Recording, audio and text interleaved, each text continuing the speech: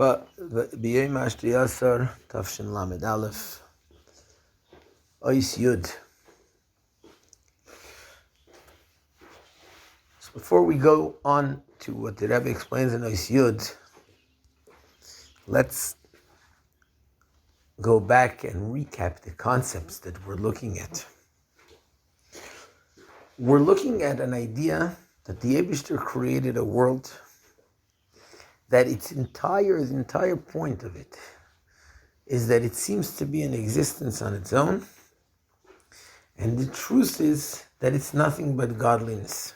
Now, the more a person sees two separate entities, as in spiritual and physical, or even an entity of my understanding of godliness or my feeling of godliness, the more I'm not reaching the point of it, which is that the world should become one with godliness.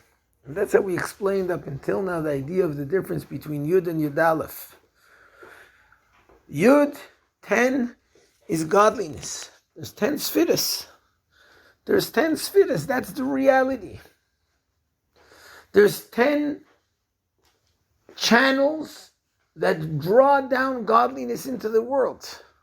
But that 10 means that there's two separate entities. There's an entity called godliness, and there's an entity called world, and there's what brings down godliness into the world. That's still Mitzrayim. That's still limitation.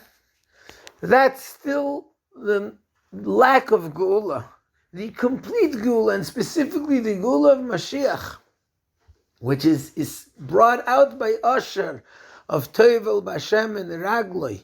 He dips his feet into the oil, meaning the lowest and the highest become one, because it's an essence, it's an essential thing. Think about it in our Avodah. When a Jew serves Hashem and does Torah and mitzvahs, because I have to, because I'm supposed to, because I understand it, because I feel it, because I want something from it, every aspect of that means there still hasn't become the complete idea of what Mashiach is all about. V'amdu raglav bayom hahu al har hazeisim. The complete aspect of Mashiach, which is becoming one with godliness and realizing that there is nothing else. Nothing else.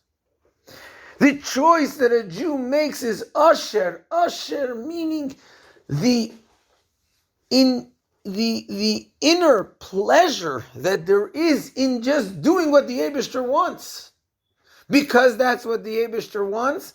And the becoming one with Hashem in a way that it's nothing to do with my understanding or my feeling. It's my essence, the essence of my soul. That's choice. That's 11. That's Geula, that's Asher. And that's why we went through in the Maimer the various aspects of why the Goyim choose the sun and the moon. The Goyim choose the other things, either because they just don't understand, they don't recognize the truth, they think that everything is coming from them, because that's what it looks like, that everything is coming from the Kochavim Mazalis, from the various stars and constellations, or, in simple thing, from my work, and from what I do, and from the various outer things that there are in the world. And they don't realize the truth that it's all the Eibishter. That's the lowest level. And that's the concept of Avodah Zarah in the simple sense. To the extent that they think, Azav Avayas Aretz, because I don't see the Eibishter in the world, I think that the world is being run by the other things. And therefore, that's why I'm serving them. More refined, more dakozdik is the idea that it's not that I think that they run the world, but that I think that they can give me more. More specific in the difference between the guy and the Jew, the Pikeach, is that the guy is saying, well, I know that essentially Hashem is the one who runs everything, but right now I know that for momentarily at least, temporarily at least, I'm able to get more and I don't have to work and I can just get more from the Kechavim and Mazalis. So I want what's good for me. The Pikeach, even though the nature of the human mind, of the human intellect, is to want what's good for me, despite the fact that it's coming from the place of death, from the place of impurity, it's coming like the dogs, it's coming like the avadim, because that's the nature of the dog and of the simple servant, is that I want what I want, and if you force me, I'll do something else. But then as a result, there comes something even deeper, that once the Pikeach realizes and recognizes all of this, he recognizes that my essence wants only Hashem himself, then it wants only Hashem himself, and it doesn't even want the spiritual powers that reveal godliness, because it's tefillah l'yani kiyata. If he wants Hashem himself and that's all he wants nothing else. He doesn't want a shine, he doesn't want the existence of being able to feel godliness. He wants to just be connected with the essence of the reality of what everything is. That becomes his essence, and that's the ultimate of Mashiach. The entire world feels one with godliness, that there's nothing else, there's just the essence of Hashem. And that's what the Rebbe continues over here in Ois Yud. What's the connection between Anon Nasiv Malka, I want the king, I'm taking the king, and the Ava of Mi Liba Shamayim, I don't want any of the spiritual things. That means the Duchsin and Ifrich and Istritilutin, I not only don't want the Kechavim Mazalis or the Ayin Sarim, which is the different powers, so to speak, through which the Ashpah comes. I don't even want the Malachim, I don't even want the Spheres of Atzilus, which are one with godliness. I want only Hashem himself. What's the whole point of Avodas Kechavim Mazalis?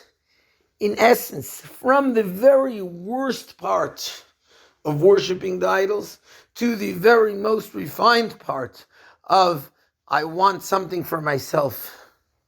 Each and every one of these points is I'm making the thing which is only a means to an end, and I'm making that into the end itself.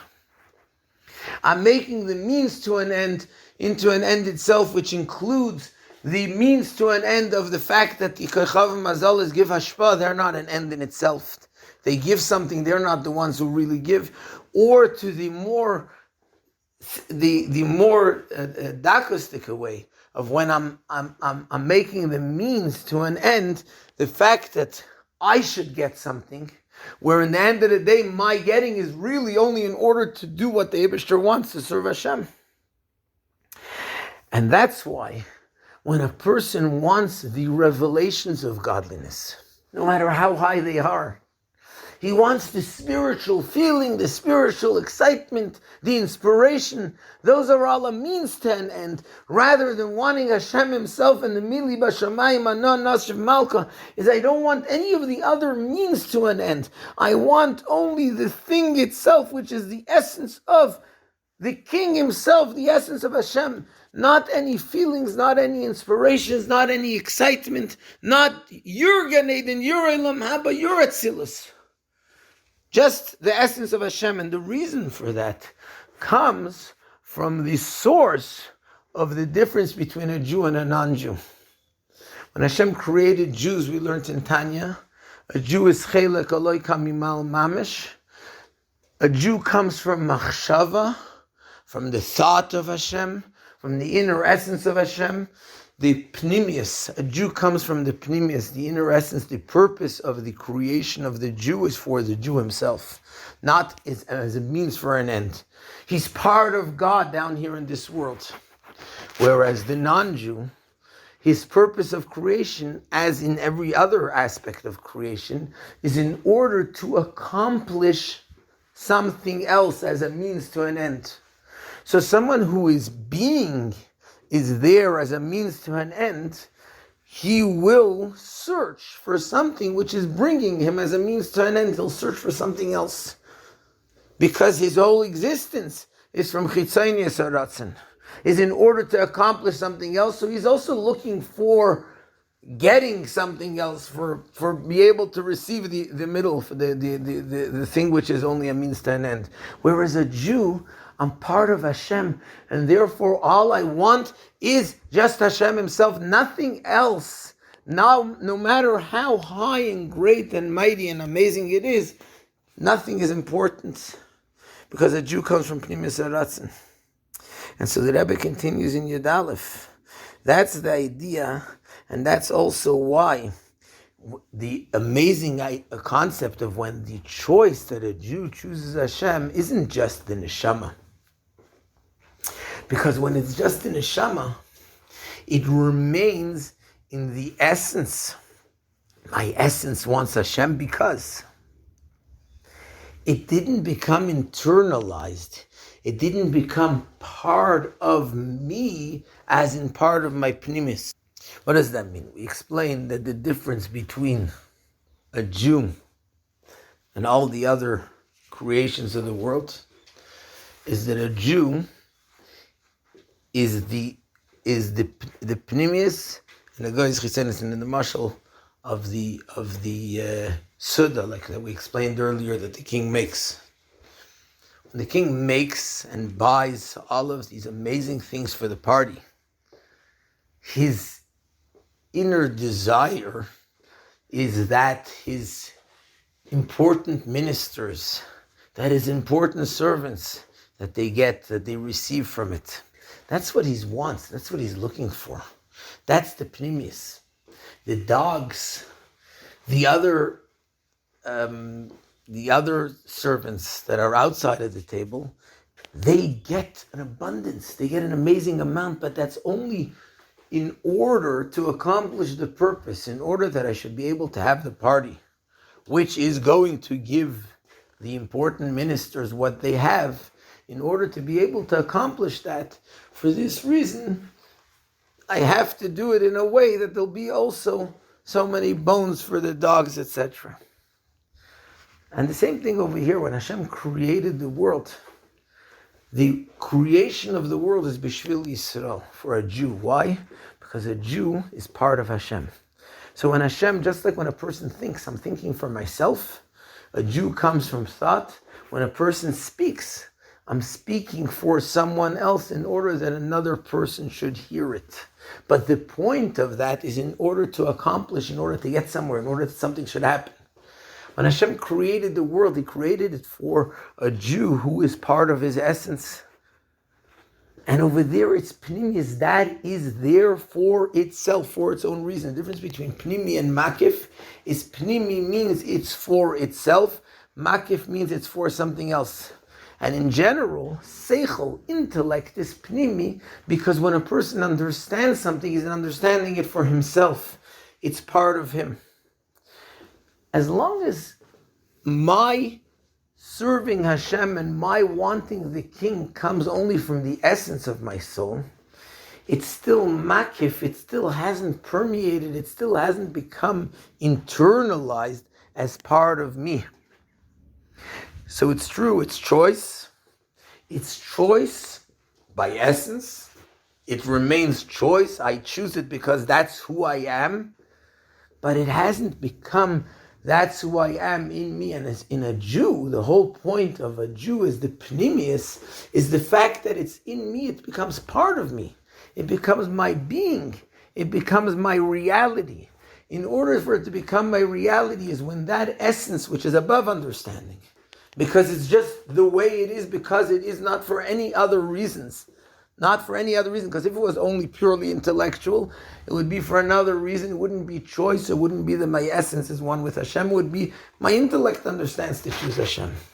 But when that essence, which is above understanding, now permeates and affects my intellect, it becomes understood, pikeach, in wisdom, in my understanding, that I begin to understand that there's nothing but Hashem, that Hashem is the only reality, then that's when it becomes pnimi, that's when it becomes part of my essence as a Jew, which that's the ultimate purpose, that now it affects until it affects also my expressions, my thought, my speech, my action, everything about me.